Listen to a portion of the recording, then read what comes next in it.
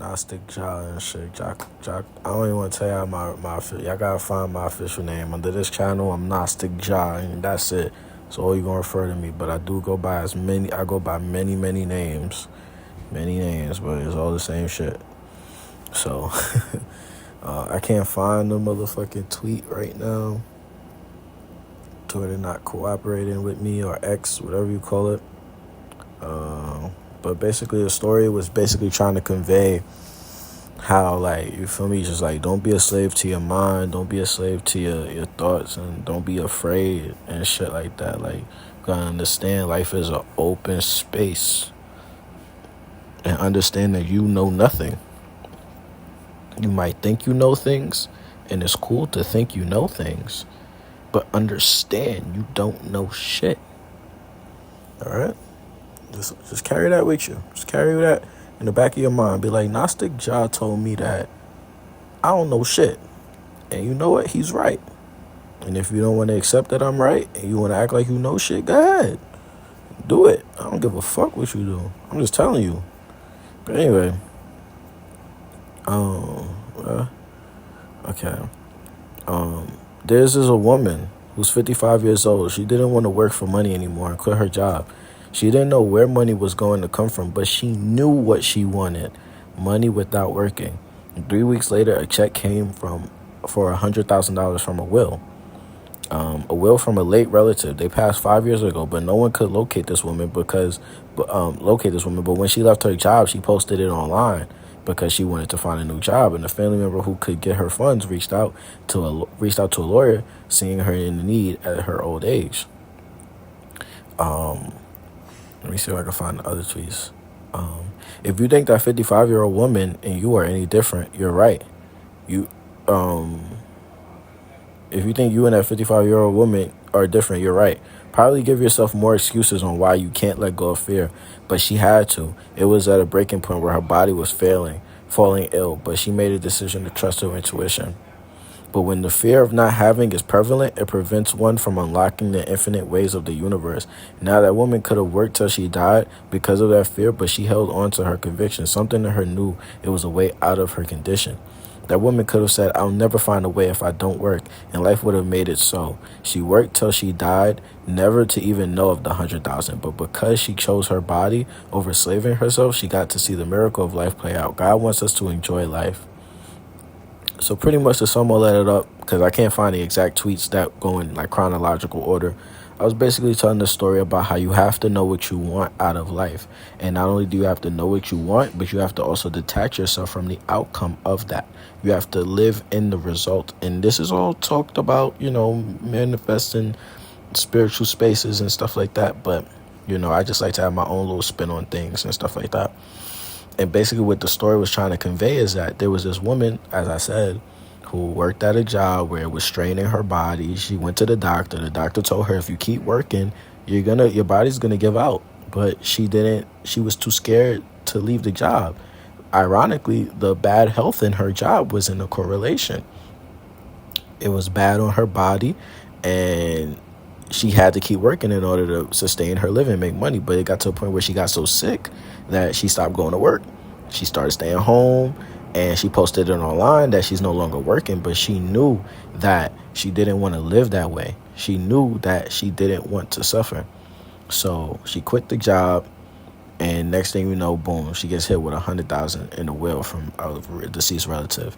Life happens like that. People might say that sounds like a fairy tale. That sounds like a, once in a lifetime. No, like, life literally works like this if you trust it that way. Like, if you understand what you want and you don't give attention to what you don't want, not that woman not giving attention to her circumstance where she doesn't have money, and the only way she was obtaining money and doing all that was because she had a job. Now that the woman's not thinking about all of that stuff, and she's really thinking about taking care of her body, she's resting, she's eating good, she's resting her body, she's taking care of her physical, but also her spiritual and mental, because let's not forget, all of these things are intertwined. If your physical ain't right, your mental and your spiritual ain't right. Let's keep it 1,000. Like, come on. If you're sitting there working at a job that's deteriorating your body, but you got to keep doing it so you can make money, don't you see how much of a fucking fucked up death trap that is? Like, you know that this shit fucking up your fucking health, but you tell yourself you gotta keep doing it to sustain, like, so you don't go broke or you don't lose your home or some shit like that. Like, bro, I'd rather be homeless with a good mental body and spirit than motherfucking working a job that's destroying me. And I don't see how motherfuckers don't see that. Like, life ain't like, everybody just always be in so much fear, and that was the point that I was trying to make. Is like, fear is what prohibits us from being able to see the extraordinary amount of options that we have in life, to be able to do the things that we would like to do in the fashion we would like, that suits us. But a lot of people don't see that. They look at how society puts it. Oh, you gotta grind, even if you're sick, even if you're sad, even if you're mad. Don't be sad, go work. Don't be mad, go work. Go do this, don't go work. Fuck up my face with that. A nigga like me been grieving because I lost my mom 2 years ago. And you feel me? I'm doing a lot better now and shit, but I ain't gonna say it like I ain't still, like, that's my mom's, my nigga. Like, I knew that woman my whole life, and now I'm living life without her. I almost feel like I'm starting over life all over again, like I'm damn near a baby again. But you feel me? A nigga is making shit work. I done had a lot of progress over these last 2 years. I definitely, her death or her passing, I don't even like using that word, but her transitioning wasn't in vain. You know what I'm saying? Even though it wouldn't be in vain regardless, because we all are eternal and last forever, and, you know, nothing is ever lost or in vain.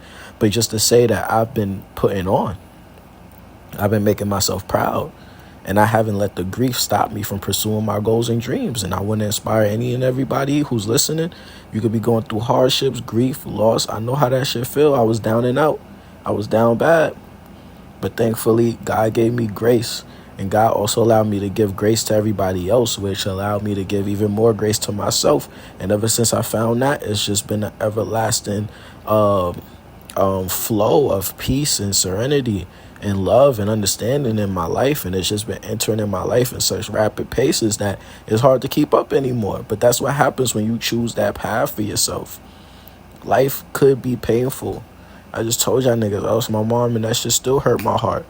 But at the end of the day, I'm still good. I'm still here. I'm still putting up a fight, and I'm still giving y'all everything y'all need to be equipped to keep going forward. Because I understand that this shit ain't just about me. It's about y'all too. And that's what keeps me going too, is understanding life ain't just about me. I ain't the only nigga who lost his moms. There's a lot of niggas who lose their parents. Some niggas don't even grow up to get to experience having parents. I got to experience having two parents. Some niggas don't even get to experience having two parents in one household. I had two parents in one household. And yeah, they got into fights, they got into disagreements and shit like that. But, like, you feel me? That's what couples, that's what life is, bro. But it's the fact that they stay together.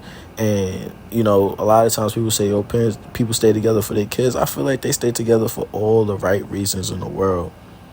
And I feel like it's a blessing to have experienced that in my life. So I'm thankful. And I always try to steer towards thankfulness and gratitude versus these sad, dark emotions. Because really, they don't do shit but just keep me in a dark place where I look at life as, like, kind of, you know, meaningless in a sense. But when I'm reminded about the beauty and things that I appreciate, it really puts a new spin and perspective. Like, oh shit, nah. Life has graced me with so many beautiful things that I can't be out here complaining. And I got to be out here pushing positivity and growth for the youth. And that's all I ever did, and that's all I'm going to keep doing, regardless of what life throw at me. Shit, that's one of the hardest things life could throw at a motherfucker, though, losing a parent, yo. I don't think there's nothing in life that compare to that type of pain. Nothing at all. And even niggas moving weird or whatever, I don't even want to get into, we ain't going to talk about nothing. We don't talk about, you know what I'm saying? We just going to talk about moving in the best light possible, you know what I'm saying, for ourselves and for everybody we love. Because I feel like I'm carrying shit on my back for motherfuckers. Like, you know, niggas carrying a lot of shit on their back for me too. I ain't gonna lie. It's a reciprocal thing. But it's just the fact that I took the grace that God gave me, or that shit I damn near gave myself, and extended outwards. And I used that to my advantage to make sure everybody was good. To my siblings, to any friends, anybody. Like, because I ain't the only one that took a loss or feel this loss or grieved this loss. I know my sister's still grieving like a motherfucker. So, and I'm grieving for her and I'm grieving with her. when I say I'm grieving for her, because even when I'm not grieving as hard and I see her grieving, I feel that same pain and it bring me to that same place. And she don't even know it. She might not. She don't even know it, but that's a fact. I love my sister to death, yo.